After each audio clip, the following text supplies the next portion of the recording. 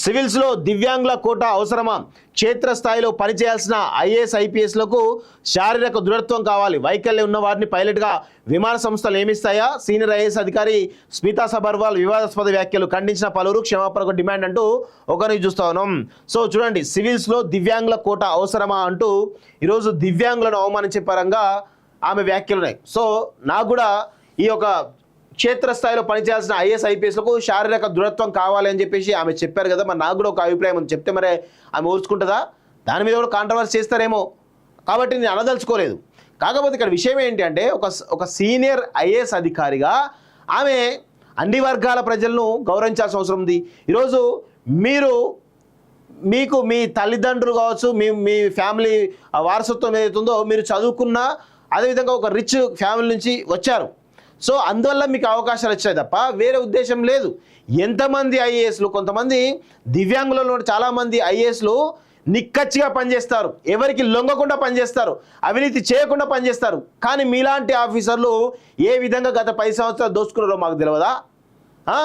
మీకు కాళేశ్వరం పోవడానికి హెలికాప్టర్లు కావాలి. ఎందుకు కావాలి? మరి మీరు ఎందుకు మరి బై వెహికల్ మీరు ఎందుకు పోలేదు? హెలికాప్టర్ ఎందుకు వేరు? ఒక సీనియర్ ఐఏఎస్ అధికారి ఒక బాధ్యత ఉండాలి. బాధ్యత లేకుండా అంటే నేను ఇంకొక కూడా చెప్తా, మరి మీ యొక్క ఇన్స్టాగ్రామ్ ప్రొఫైల్ చూద్దాం. మరి అందులో ఒక ఐఏఎస్ అధికారిగా ఉన్నావు, నువ్వు ఎలా ఉన్నావు? మాట్లాడితే చాలా విషయాలు బయటకు వస్తాయి. దివ్యాంగులను అవమానిస్తావా? సిగ్గుండాలి కొంచెమైనా. గత 10 ఏళ్ళు కేసీఆర్ పాలనలో కేసీఆర్కు తొత్తుగా పనిచేసేటట్టు నువ్వు మాట్లాడుతున్నావా? సిగ్గుచరం ఉండాలి కొంచెమైనా. ఇంకా చాలా విషయాలు మాట్లాడి తలెత్తుకోలేవు స్మితా సబర్వాల్, గుర్తుపెట్టుకో. తల ఎత్తుకోలేవు, చాలా విషయాలు ఉంటాయి చెప్పడానికి. ఇలా అవమానిస్తావా దివ్యాంగులని? ఐఏఎస్ ఐపీఎస్ లాంటి పోస్టుల ఎంపికలో దివ్యాంగులకు రిజర్వేషన్ అవసరమా అని సీనియర్ ఐఏఎస్ అధికారి స్మితా సబర్వాల్ ప్రశ్నించారు. ఆదివారం ఆమె తన ట్విట్టర్ ఖాతా ద్వారా ఈ అంశంపై చేసిన వ్యాఖ్యలు వివాదాస్పదమయ్యాయి. సివిల్ సర్వీసులో ముఖ్యంగా క్షేత్రస్థాయిలో ఎక్కువ గంటలు పనిచేయాల్సినటువంటి ఐఏఎస్ ఐపీఎస్ వంటి పోస్టులో దివ్యాంగ కోటా ఎందుకని ఆమె ప్రశ్నించారు. సివిల్ సర్వీసెస్ ఉద్యోగాలకు ఎంపిక చేసే విషయంలో అనుసరిస్తున్న విధానాలపై కొంతకాలంగా ఆమె దేశవ్యాప్తంగా తీవ్ర చర్చ జరుగుతుంది. ముఖ్యంగా అంగవైకల్యం ఉందంటూ నకిలీ సర్టిఫికేట్ సమర్పించి సివిల్ సర్వీస్లో ప్రవేశించారని పూజా కేత్కర్ అనే ఐఏఎస్ ట్రైనీ ఆరోపణలు ఎదుర్కొన్న నేపథ్యంలో ఆదివారం స్మితా సబర్వాల్ చేసిన వ్యాఖ్యలు తీవ్ర దుమారాన్ని లేపాయి. సో వాస్తవంగా నీలాంటి అవినీతి మార్కాలు కలిగినటువంటి ఆఫీసర్ కంటే వాళ్ళు ఇంకా బెటర్గా పనిచేయగలుగుతారు తప్ప మీలాంటి వాళ్ళతోటి అవినీతి పనులతో పోల్చుకోవాల్సినటువంటి అవసరం వాళ్ళకు లేదు. వాళ్ళు నిజాయితీగా పనిచేస్తారు. వాళ్ళకు తమ శరీరం సహకరించకుండా నిజాయితీగా నిక్కచ్చిగా ఎక్కువ కాలం, అంటే మీరు 8 గంటలు పనిచేస్తారు, వాళ్ళు 12 గంటలు పనిచేయడానికి సిద్ధంగా ఉంటారు మానసికంగా.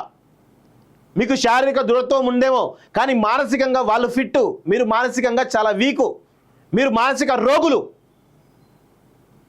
సిగ్గుండాలి కొంచెమైనా, సిగ్గు శరం లేకుండా వాళ్ళతో మాట్లాడడానికి. నువ్వు ఒక స్త్రీ అయిపోయినావు, లేదంటే ఇంకా ఏకి పారేస్టోని.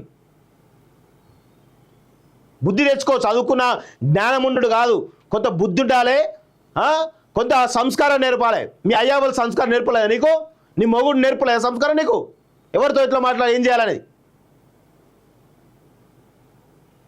దయచేసి ఈమె పైన చర్యలు తీసుకోవాలి రేవంత్ రెడ్డి గారు. ఈమె పైన చర్యలు తీసుకోవాల్సిందిగా తెలంగాణ సమాజం డిమాండ్ చేస్తూ ఉంది. దేశ ప్రజల్లో ఉన్నటువంటి దివ్యాంగుల సమాజం అంతా కూడా ఈమె పైన ఖచ్చితంగా పెద్ద ఎత్తున మీరు నిరసనలు తెలియాలి, ఆమె క్షమాపణ చెప్పాలి, అదేవిధంగా ఆమె పైన చర్యలు తీసుకోవాలి. అదేవిధంగా డిఓపిటికి కూడా కంప్లైంట్ చేయాల్సిందిగా నేను కోరుతా ఉన్నాను. దయచేసి ఎవరైతే దివ్యాంగులు సంబంధించినట్టు ఎవరైతే ఉన్నారో ఆమె పైన డిఓపిటి కంప్లైంట్ చేయాల్సిందిగా నేనైతే కోరుతా ఉన్నాను. సివిల్స్లో దివ్యాంగుల కోటా అవసరమా? క్షేత్రస్థాయిలో పనిచేయాల్సిన ఐఏఎస్ ఐపీఎస్లకు శారీరక దృఢత్వం కావాలి. వైకల్యం ఉన్న వారిని పైలట్గా విమాన సంస్థలు నియమిస్తాయా? సీనియర్ ఐఏఎస్ అధికారి స్మితా సబర్వాల్ వివాదాస్పద వ్యాఖ్యలు ఖండించిన పలువురు క్షమాపణకు డిమాండ్ అంటూ ఒకరిని చూస్తా ఉన్నాం. సో చూడండి, సివిల్స్లో దివ్యాంగుల కోటా అవసరమా అంటూ ఈరోజు దివ్యాంగులను అవమానించే పరంగా ఆమె వ్యాఖ్యలు ఉన్నాయి. సో నాకు కూడా ఈ యొక్క క్షేత్రస్థాయిలో పనిచేయాల్సిన ఐఏఎస్ ఐపీఎస్లకు శారీరక దృఢత్వం కావాలి అని చెప్పేసి ఆమె చెప్పారు కదా. మరి నాకు కూడా ఒక అభిప్రాయం ఉంది. చెప్తే మరి ఆమె ఓర్చుకుంటుందా? దాని మీద కూడా కాంట్రవర్సీ చేస్తారేమో, కాబట్టి నేను అనదలుచుకోలేదు. కాకపోతే ఇక్కడ విషయం ఏంటి అంటే ఒక సీనియర్ ఐఏఎస్ అధికారిగా ఆమె అన్ని వర్గాల ప్రజలను గౌరవించాల్సిన అవసరం ఉంది. ఈరోజు మీకు మీ తల్లిదండ్రులు కావచ్చు, మీ ఫ్యామిలీ వారసత్వం ఏదైతుందో మీరు చదువుకున్న, అదేవిధంగా ఒక రిచ్ ఫ్యామిలీ నుంచి వచ్చారు. సో అందువల్ల మీకు అవకాశాలు వచ్చాయి తప్ప వేరే ఉద్దేశం లేదు.